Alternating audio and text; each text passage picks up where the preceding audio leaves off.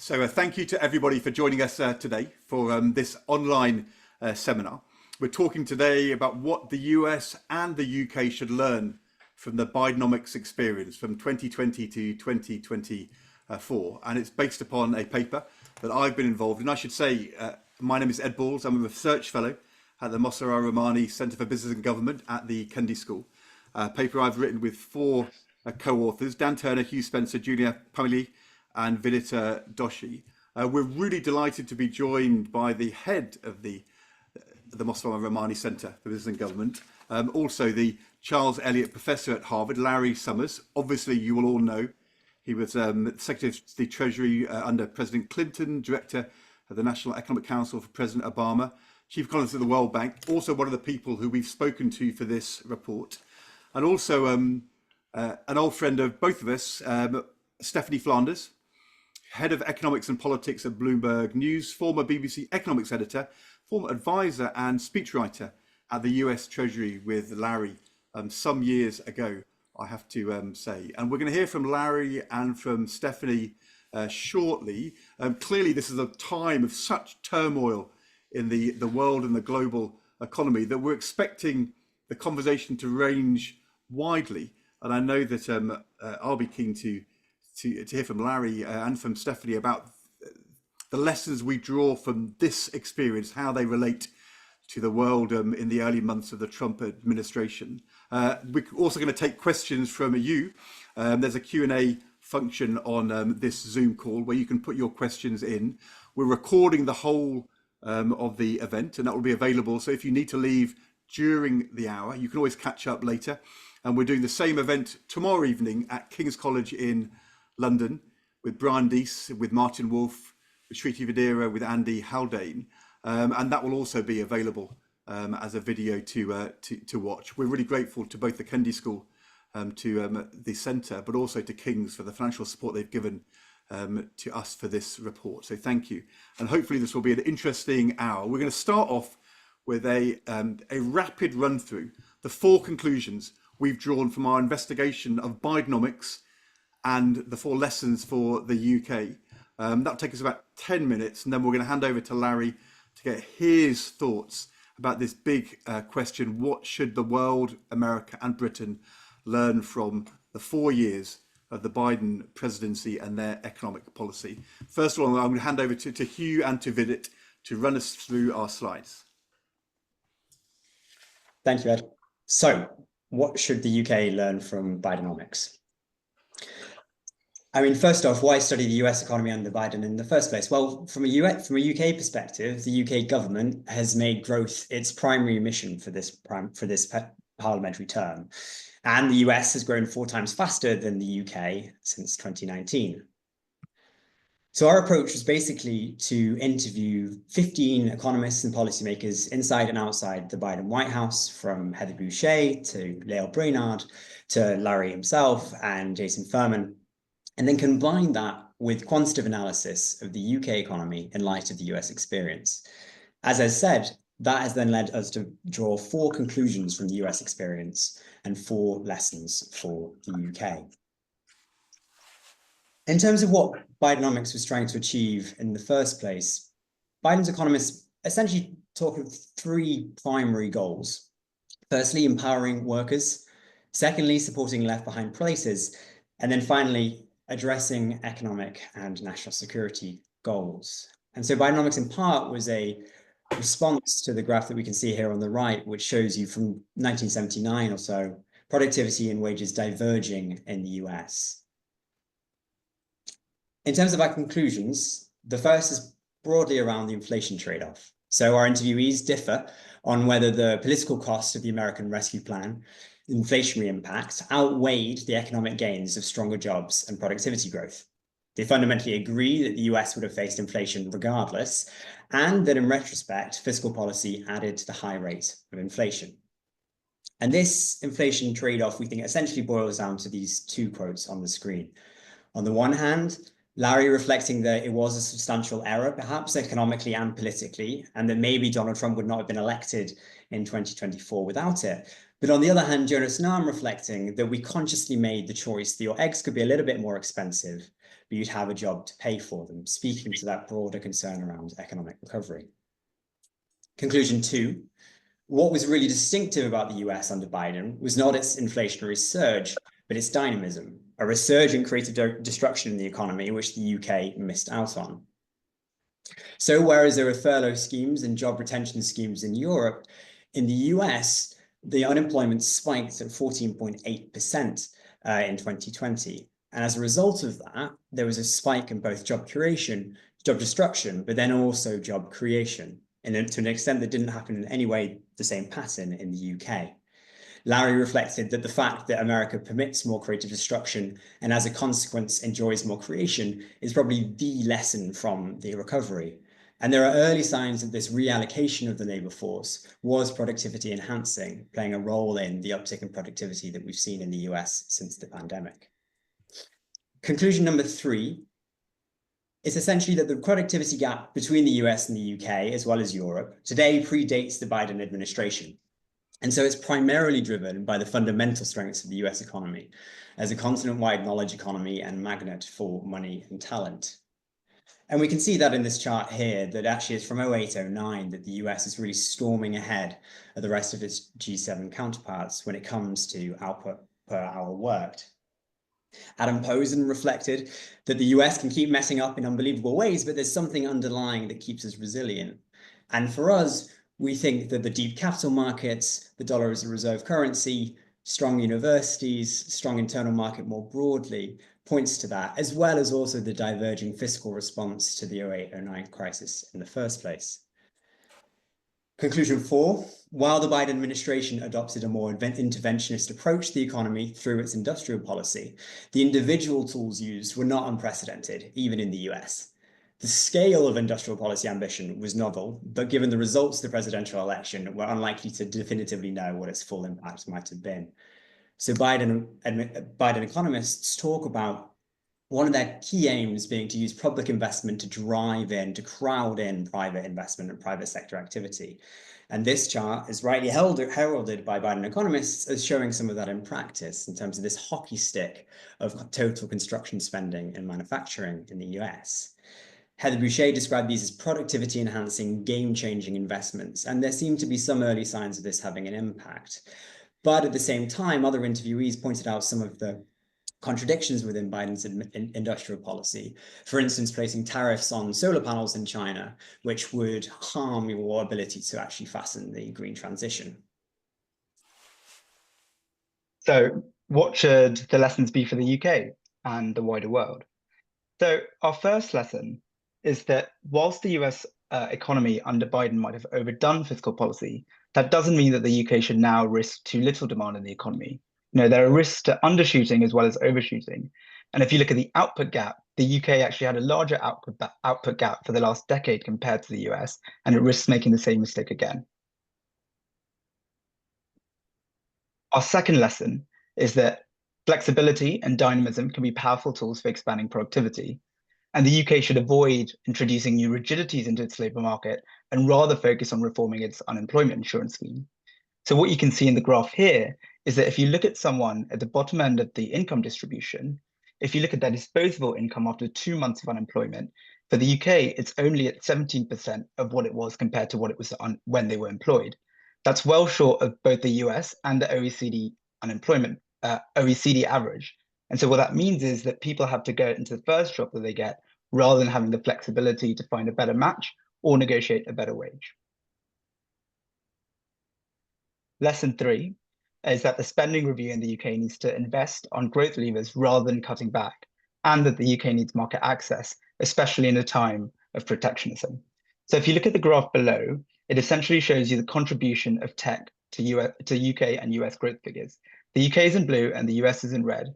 And what you can see is that the UK has basically seen no contribution from its tech sector to its overall growth in the last decade, in stark comparison to the US, which is a huge missed opportunity. And lastly, the UK should focus its industrial policy to be pro-competition and with strong institutions locally and nationally to try and crowd in private investment. What you can see in the last decade is that while central government capacity has grown significantly, local government has been cut to the bone, and without local infrastructure, industrial policy will never be successful. So those are our 4 lessons. And one final one is that all Biden officials told us about the importance of communication. Whilst they were talking about jobs, people were most worried about inflation and prices. And so the economic narrative failed to cut through. Thank you. Thank you very much indeed to Hugh and Vidit, and to Dan and Julia who were involved in doing the paper. There are, I think, 16 different hour-long transcripts which you can access online, which kind of go through the detail of this conversation. And there's a 50-page paper, but we wanted to give you a flavour of it before we started the conversation. And so, Larry, what do you think?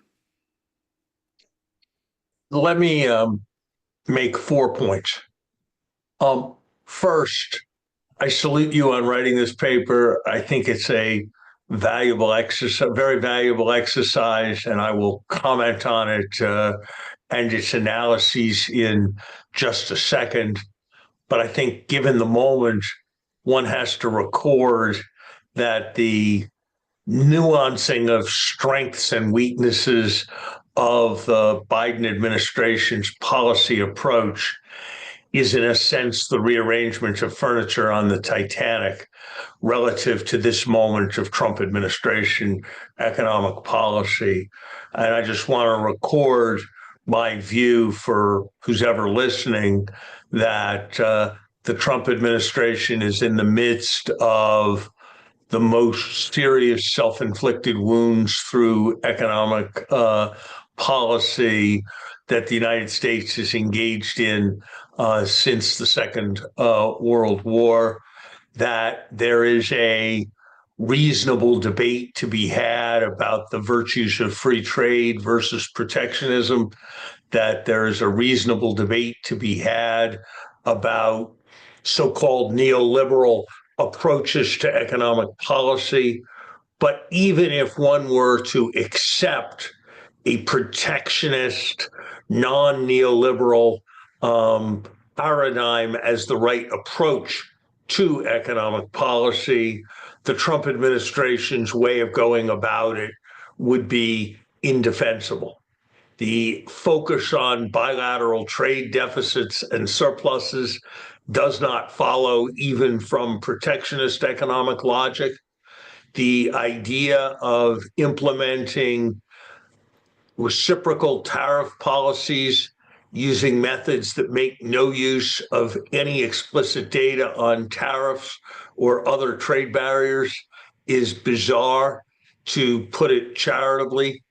The extent to which policy is being communicated in ways that are erratic and inconsistent is almost calculated to do economic damage.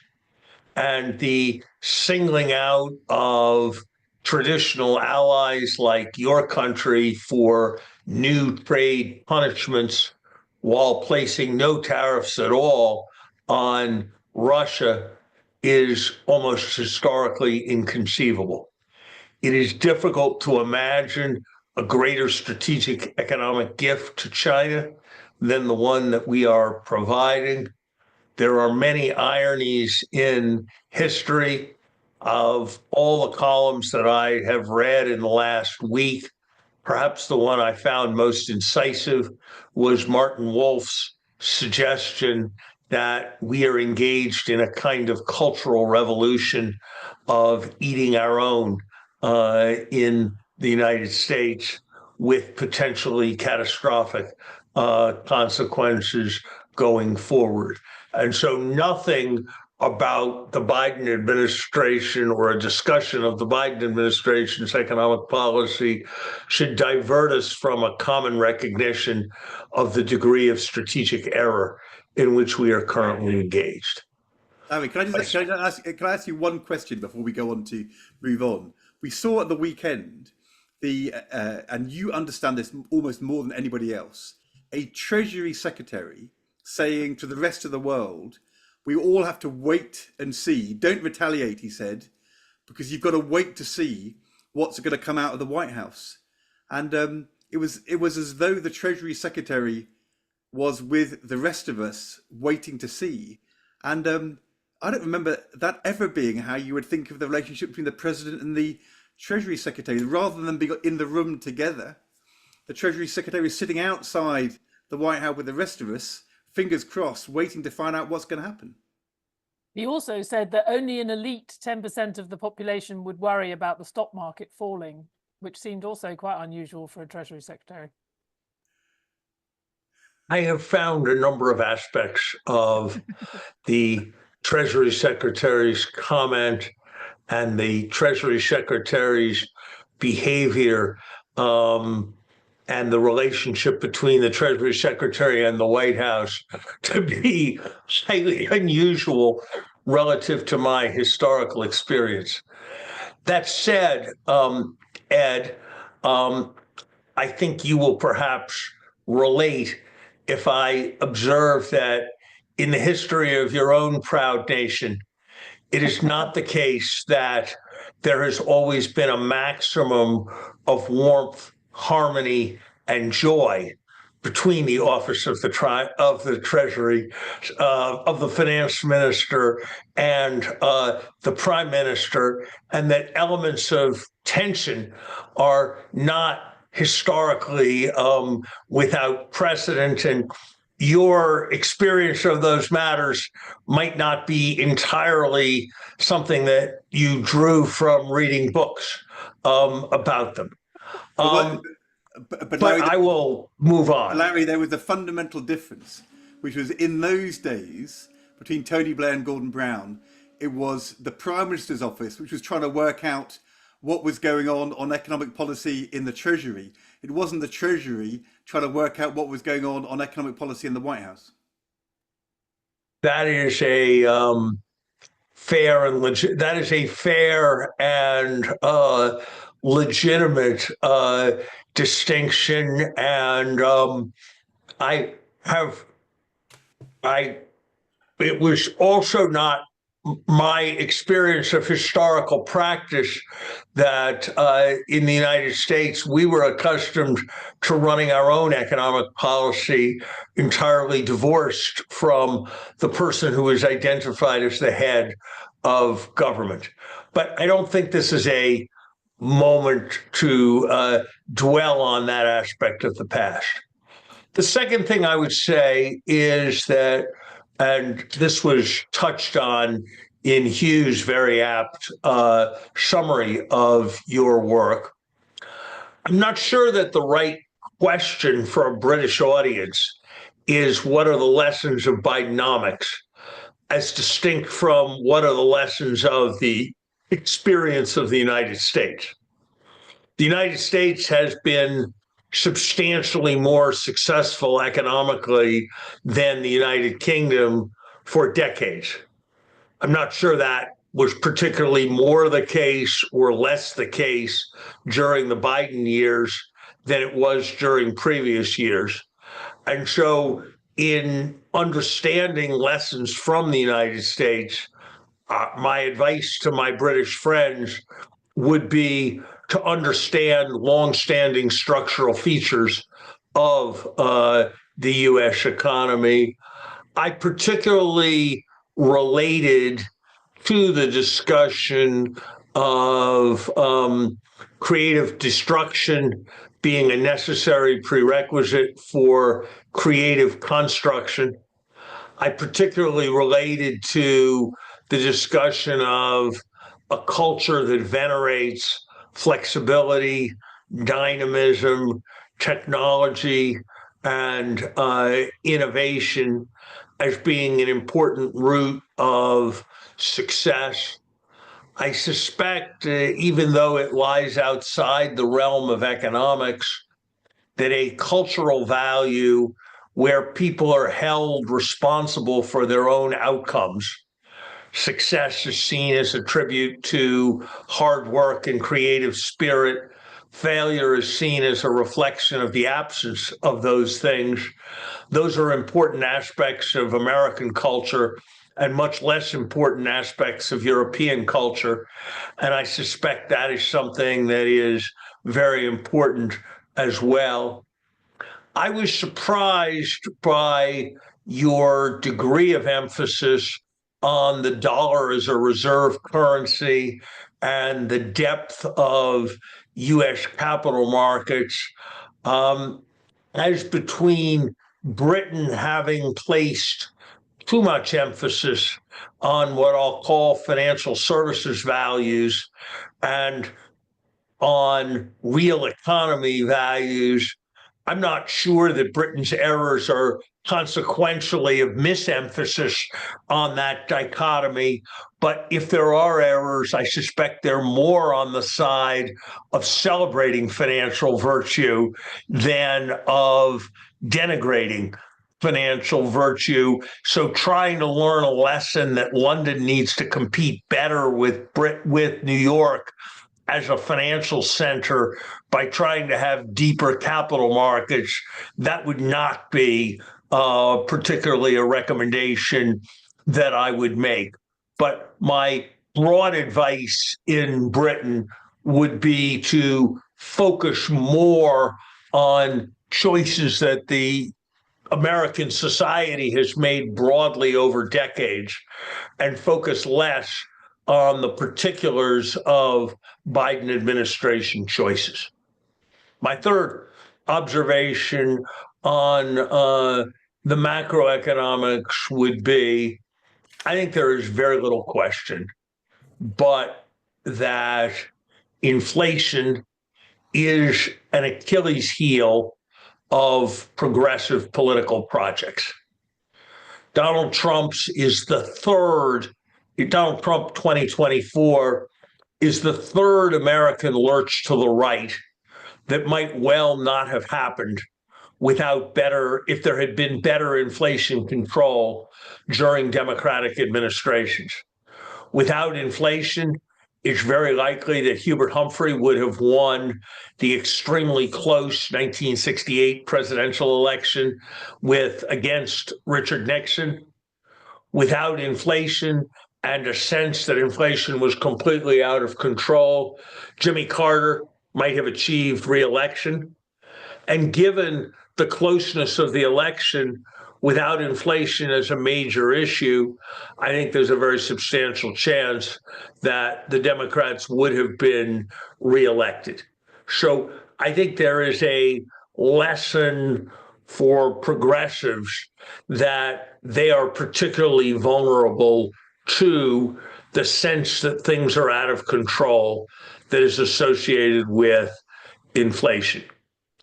I don't think this is the place for a detailed rehearsal of the arguments about whether inflation was a macroeconomic error or a reflection of common supply shocks. I would just observe this. Nominal GDP, that is total spending, grew by 35% during the 4 years of the Biden administration. It is impossible to imagine a growth of nominal GDP of 35% in a country that was within any kind of distance of full employment when it started without having substantial inflation. Come what may, in terms of bottlenecks, commodity prices, or what have you, the level of total spending is heavily determined by fiscal, monetary, and financial behavior. And if they are operated in a way that generates 35% nominal GDP inflation, it is nominal growth in spending. Substantial inflation is inevitable. And so I think placing blame primarily on macroeconomic policy is entirely warranted for what happened. I think in terms of understanding the errors that led to this inflation, they come from factors that are not important for the UK.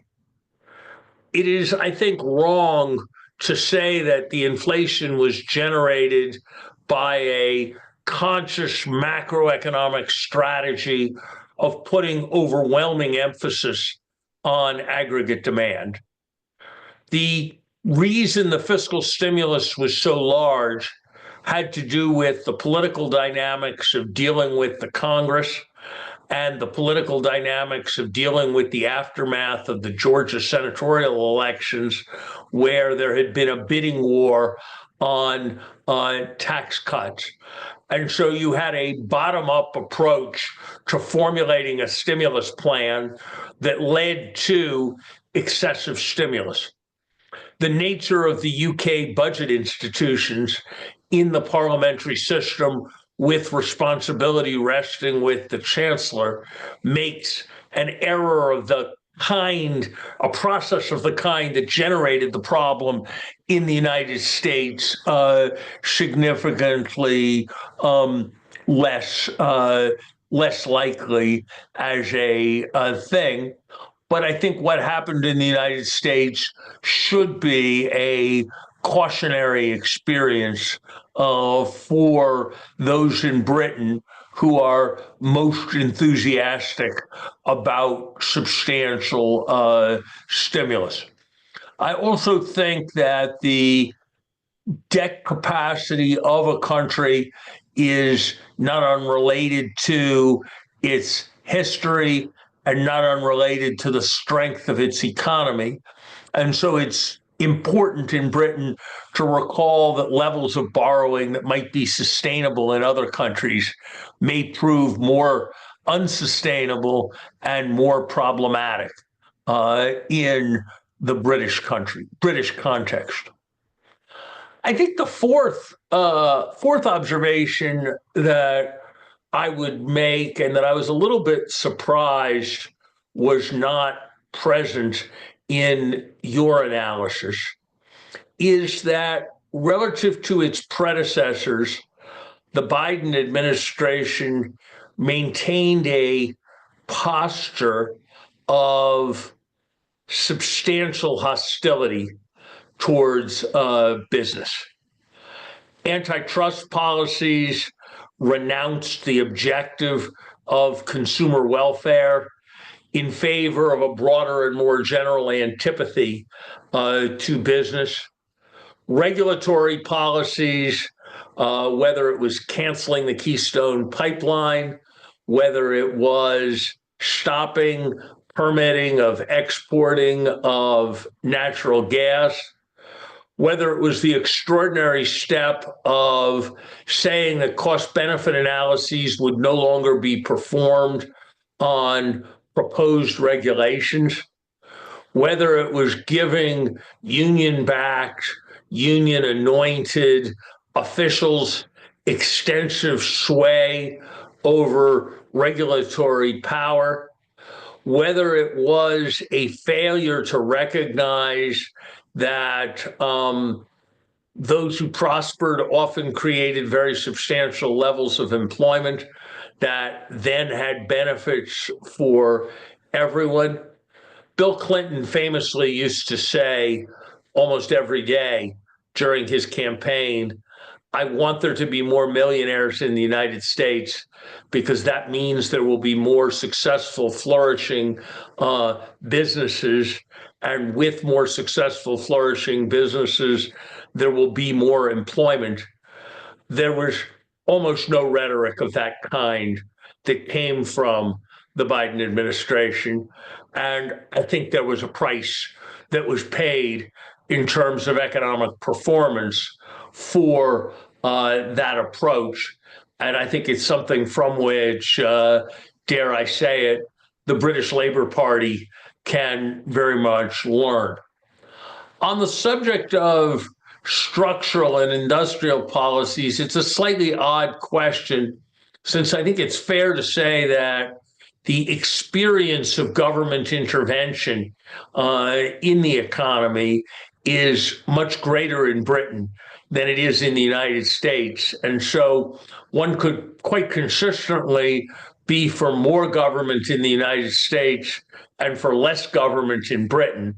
And so framing the question in terms of lessons of the Biden administration is a bit odd. I would emphasize that the Biden administration seems to me to have overemphasized making plans, making commitments, and setting objectives relative to effective implementation.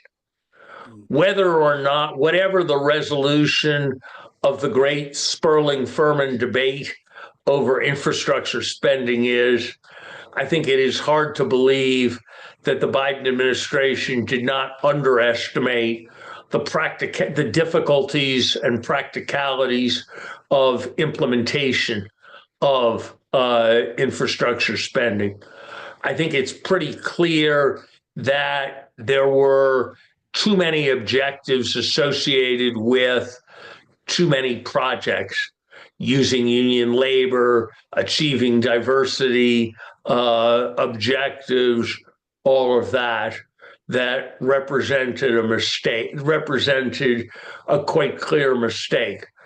I think the CHIPS Act in its totality was a very good idea. I think it was very important. I think it is not the most consequential of the wrong things that the Trump administration has done, but the Trump administration's moves against the CHIPS Act were substantially misguided. But I think for the CHIPS Act to say that if you were a company that were applying for support, one aspect of your application had to be childcare, and the nature of your childcare proposals was both a practical and a symbolic mistake. And I think the defense that Biden administration officials offered for that policy revealed a severe misapprehension on their part. Their explanation when challenged on this was, but labor shortages are really an important issue. And childcare is important if you're going to attract the diverse labor force that you want. Both those propositions are correct in my view. But the idea that the Biden administration could judge all of that better than the companies that were constructing major semiconductor plants was, I think, a significant and alienating error. As a broad rule, anyone who advocates an industrial policy where they say this probably involves some economic inefficiency, this will not create extra jobs, but it is important for our national security. It is important for promoting the economic resilience that we require. It is important for supporting a depressed region. When I hear an industrial policy advocated that way, my instinct is to support the advocate. When I hear an industrial policy advocated on the grounds that it will create jobs and will make people richer and make the economy more prosperous, I am skeptical that the government, in fact, knows how to do those things and will succeed in doing those things more effectively than the private market. And unfortunately, by my judgment, the Biden administration, for understandable communications and political reasons, tended towards the first form of advocacy rather than the second. And that makes it more difficult to evaluate their industrial policy choices. And I think that's a lesson from which future British governments can learn. I'll stop there. I think I'm going to ask one thing, Stephanie, and then come to you. I think the one characterization where I'm not sure you're right on is on the comparison is on industrial policy. There is no doubt when you talk about the regulation of the labour market, then you are right that Britain has a much more regulated labour market than the US. But if you look at intervention measured by, in particular, spending into strategic industrial policy before and then enhanced during the Biden administration through the different legislation which we've just talked about. The truth is, Larry, it is on a scale way, way beyond anything which happens in the UK, much more statist. And I think one of the interesting questions for us was the British government or the Labour opposition seemed to be saying 2 years ago they wanted to learn from the Biden administration how to do more of that. And that was part of our question. So that's where the one place where I would disagree with you. But two things: when you talk to Brian Deese, Lael Brainard, Jared Bernstein, they would say that they agree with you on the macro, but it's really 2 to 3 percentage points of inflation, and it doesn't explain most of the inflation shock. And then my question to you is: everybody, when we talked to them, was really worried about the huge spike in unemployment in 2020 in the US compared to what happened in Britain and in America. In retrospect, was the way in which the US handled the pandemic and allowed that huge rise in unemployment, frightening as it was at the time, was that in retrospect a great call or a great forced choice? And does that say to you that next time you have this kind of big event, we should copy the US response to the pandemic rather than the European? So very quickly, I think your one question was actually three. On the pandemic, at the time, I adopted the Truro, Massachusetts metaphor. Truro, Massachusetts closes every winter, and then it reopens every summer. And employment goes up by more than a factor of 2. GDP goes up by a factor of 3 or 4, and it all sort of works out. And that was my instinct for what would happen after the pandemic. And there isn't any massive counter-cyclical policy in Truro, Massachusetts. And so I think I was right, and I think the prevailing wisdom was wrong. I'd hesitate to extrapolate that to all future big shocks. I think it depends very much on the nature of the big shock. With respect to inflation, no, I don't think that 2 to 3 percentage point way of framing things is a particularly helpful one. Yes, it's true that the 9% inflation that we saw in a couple of different months had a lot to do with bottlenecks, but none of the people who say that ever say that the inflation figures subsequent to that were flattered by the deflation in used car prices and the deflation in the bottleneck sectors. So I think we can look at the 20% price increase from 2019 to 2024, a no bottlenecks moment to a no bottlenecks moment, and say that that inflation is best thought of as driven by the printing of money and things that are like the printing of money. And I think when you analyze things that way, it's macroeconomic policy that has the dominant responsibility. I'm interested in your comment about industrial policy, and it may be that I'm just out over my skis in what I said. I think it's a difficult question to define what exactly is industrial policy.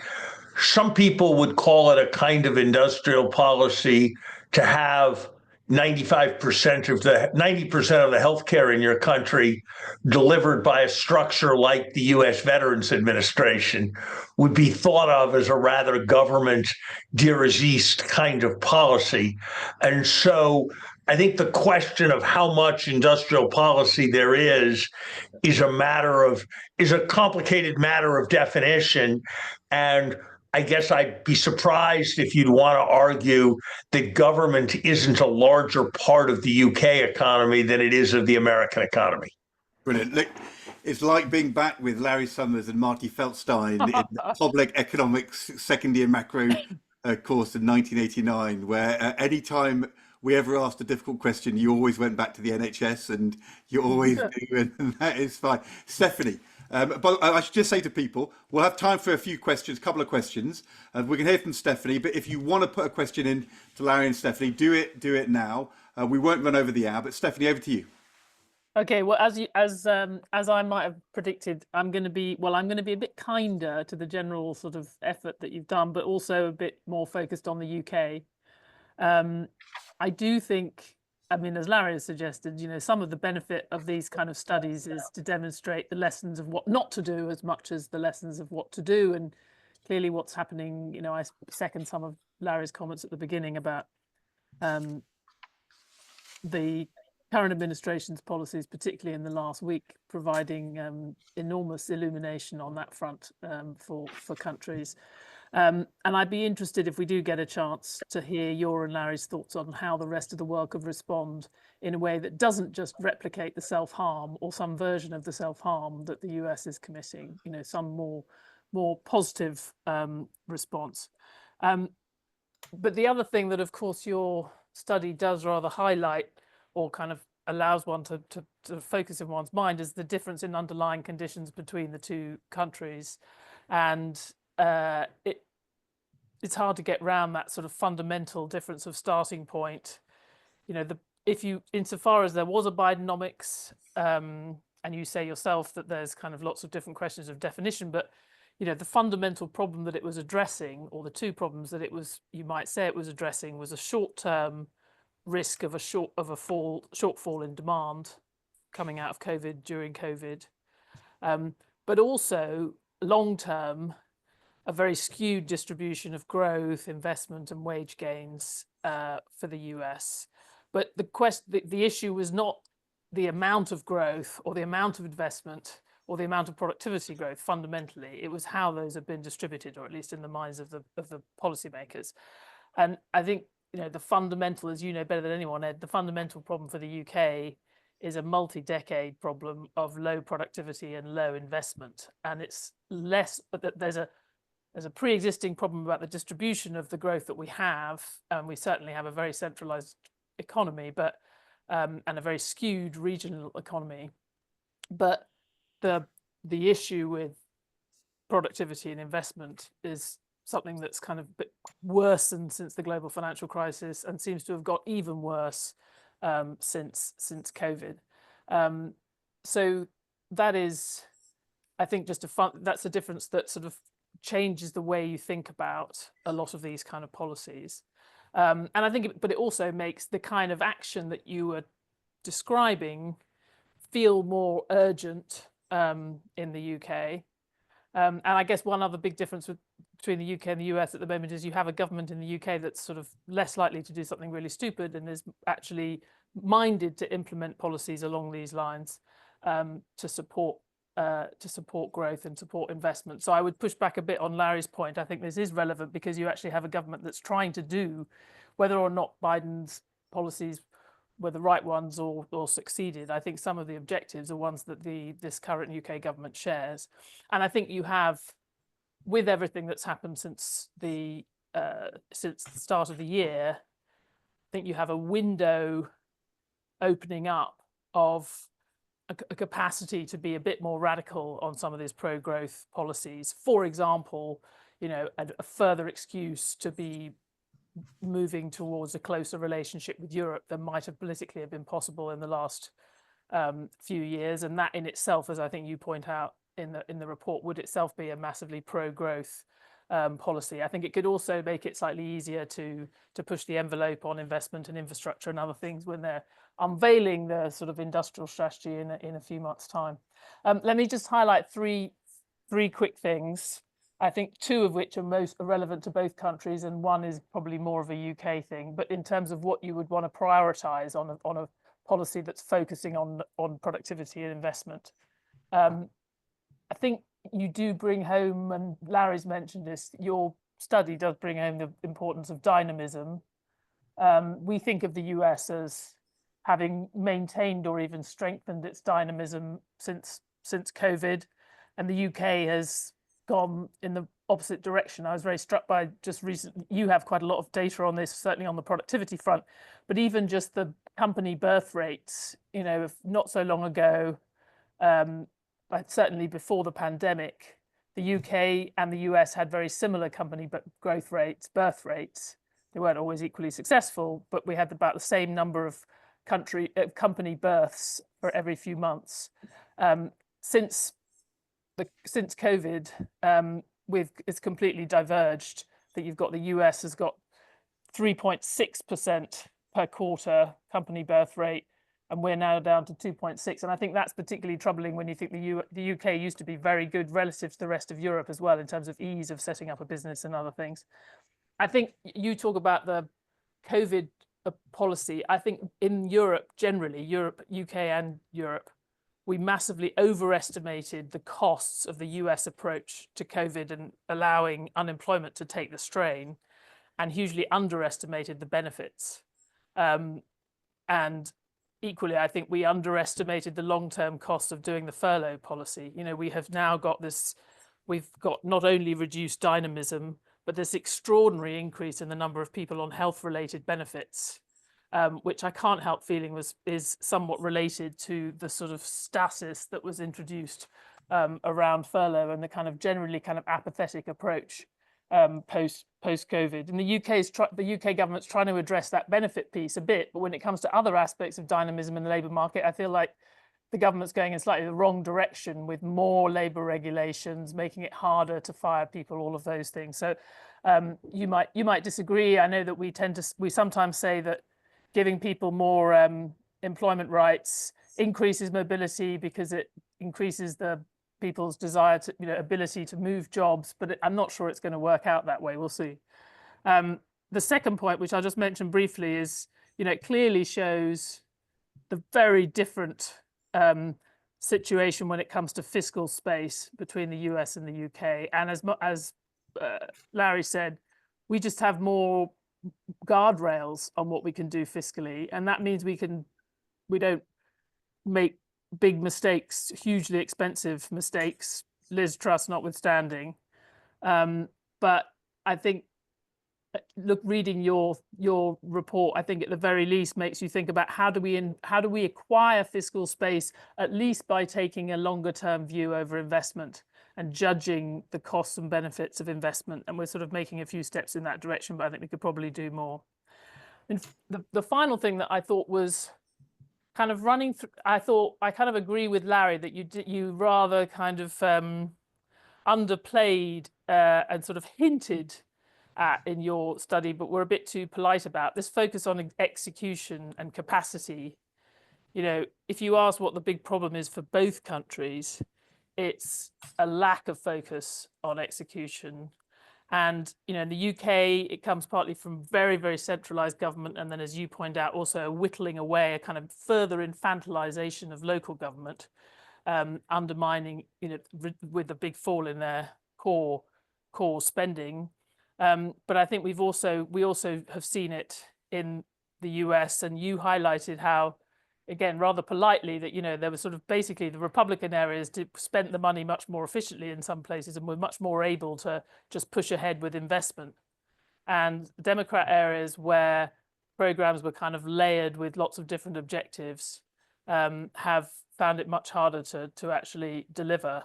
And I think that, if you were going to bring it back to a sort of fundamental problem, which a sort of squaring of the circle, which I don't think has been solved on either sides of the Atlantic, is, can you actually promote inclusion and increase productivity and investment at the same time? And obviously Larry was sort of making a different version of this point. I mean, all the evidence suggests we should play to our strengths if we want to have an efficient industrial policy, if we actually want to increase investment and increase growth. But I think if we play to our strengths, that's going to be quite different from focusing very much on inclusion and parts of the UK that have been held back. I think the only overlap potentially is where you can have, where there are places where state capacity is that local state capacity is relatively higher, like Manchester and Birmingham, but actually where productivity and wages are much lower than you'd expect and lower than they have to be in order to get the UK going. You know, those are the two big cities that should be the kind of second tier cities in the UK. And as you know well, they're just not there. They're under delivering, but they do have governments in place, particularly in Manchester. They have local capacity, which, given the right kind of devolution of power and maybe some resources, actually could do something good. But I think it's a little bit missing here, just that sort of focus on execution and on state capacity and on focusing on one goal rather than many, because the many goals seems to be counterproductive for actually getting stuff done. So I'm going to come back and ask a question to both of you, which actually draws upon a couple of the questions we've had put in on the chat, but it picks up something you both have said, which is that it's always dangerous politically to look at the direction of change of a policy rather than its starting point. And if you think of what we say in this paper, I don't think it's a huge surprise what we say about the lesson that other countries should draw from Bidenomics and walking the right path on inflation dynamics. I don't think it's a huge surprise to say you should be careful about how you go about industrial policy, not to waste money, capacity, the dangers of protection. But I think most people in the policy world outside the US think of the Biden administration as being an administration which was going after stronger labour market regulation, supporting trade unions, wanting to move in a more European direction, and that Bidenomics is doing that. If you're moving in a more protected direction, that's what you're doing. And what they miss out on is that, you know, it may have been what was happening, but from such a different place that when you look at the actual experience, as Larry said and Stephanie has said, the dynamism and creative destruction is just in a different place in terms of job creation, small business creation, its impact on productivity, its impact not just on productivity, but on wages in the lower part of the labour market. And that if you draw the conclusion from the Biden administration that wherever you start, if you move away from flexibility to protection, you get better outcomes, that is missing the fundamental truth about the Biden 4 years, which this was, compared to Britain and Europe, exceptionally dynamic in the labour market, exceptional levels of employment destruction and creation, and actually probably exceptionally, even in American terms, because of the pandemic. And therefore, if you draw the conclusion from this, that you don't want flexibility, you want to move away from flexibility like Biden, you are totally missing the American economic story of the last 5 years. Let me come back, because I suspect Larry will get the last word on this as we go up to the hour. But I mean, I agree with you, and I guess I would throw back to you. Do you feel that that's a lesson that UK policymakers are currently drawing from the US experience? Because all I would say is, if that was the lesson, I think what's been happening the last couple of months will remind them of the much bigger contrast between Bidenomics and Trumponomics, which is that it was about getting investment. It was about proactively increasing investment and jobs in core sectors and attracting, whether or not it always succeeded, it had a positive vision for increasing US competitiveness in sectors rather than a throwing up of walls and an increasing amount of protection, which is obviously what you've had in the last 2 months. So I think if that is the case, I just wonder whether the sort of salutary experience of the last 2 months will remind people of what was really different between the Bidenomics and what we're seeing now. I think that's true, but I think there's another point you can make, which is how do you respond to big shocks? And 2020 was a big shock. This is a big shock.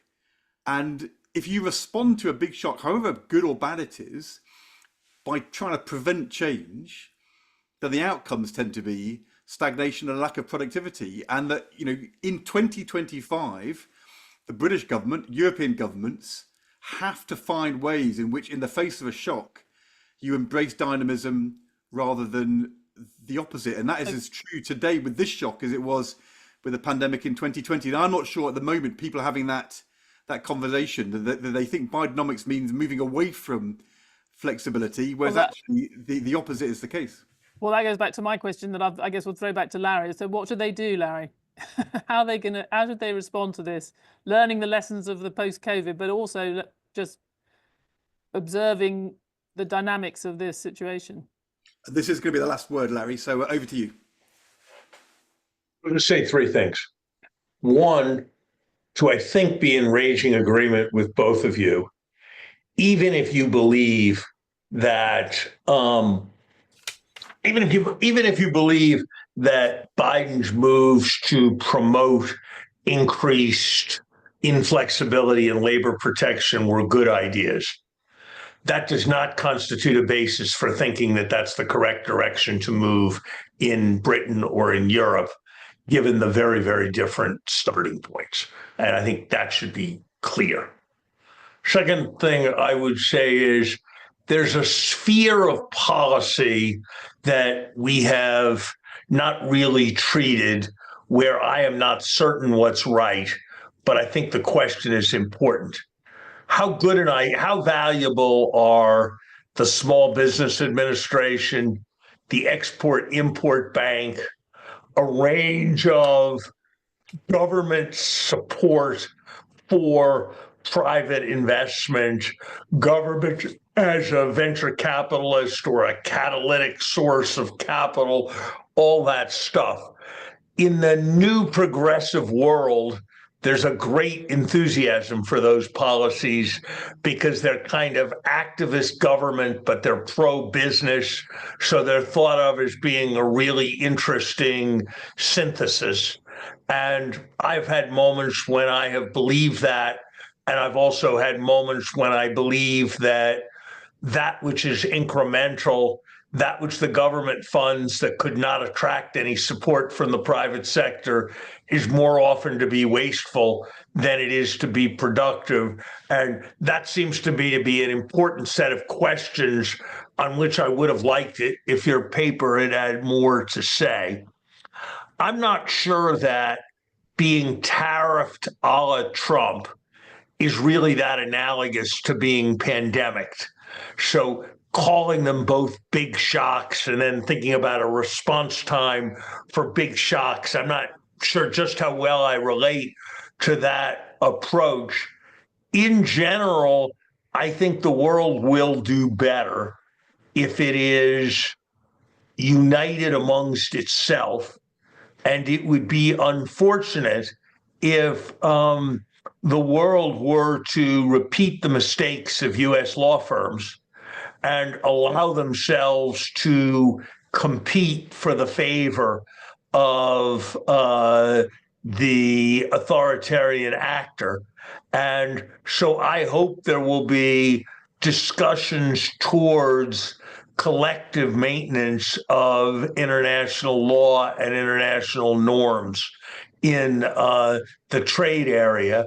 And I think Britain, which is very high on the ratio of soft power to hard power because of the terrific capacity of its diplomats. I once suggested that Britain should be the permanent Sherpa of the G7 and G20 because they were so good at that type of activity.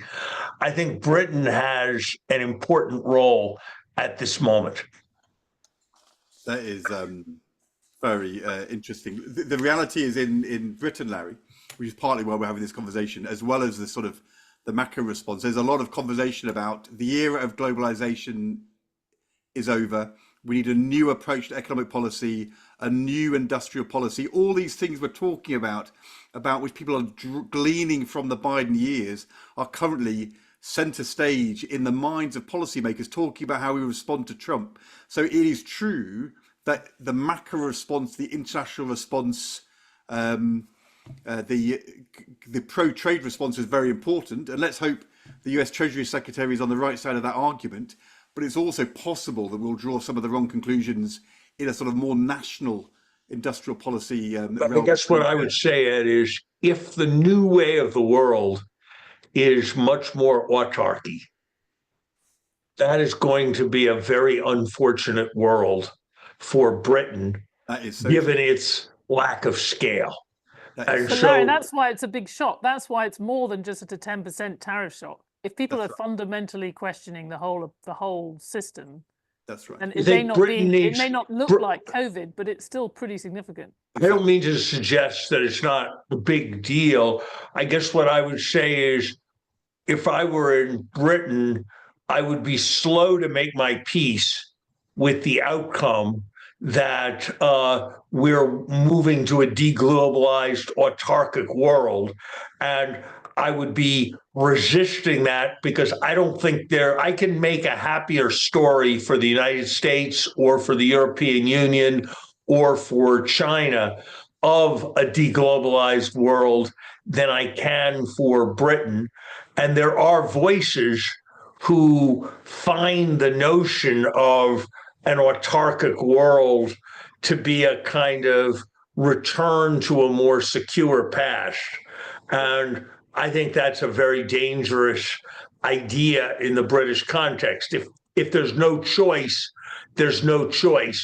But that should be seen as an unwelcome last resort, not a potentially attractive new vision. Look, you are so right. And at the weekend, the message coming out of Downing Street was that the era of globalization is over, and we now need to start negotiating a new trade deal with India, which feels a bit of a contradiction. So there are some contradictions out there, and we are working our way through these. And this kind of conversation really helps us on that. But as you say, big picture, Larry, where you started, let us hope the world is not making a historic mistake close to 100 years on from the last time that we made that mistake. And I thought you made that point very powerfully.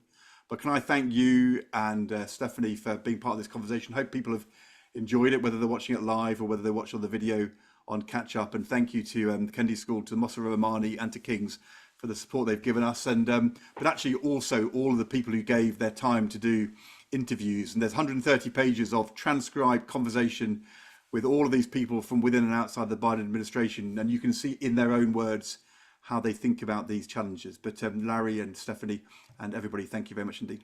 And on behalf of the center, thank you, Ed, for doing the enormously creative work that you do through us. And thank you, Stephanie, for for your wise and prudent and very thoughtful participation.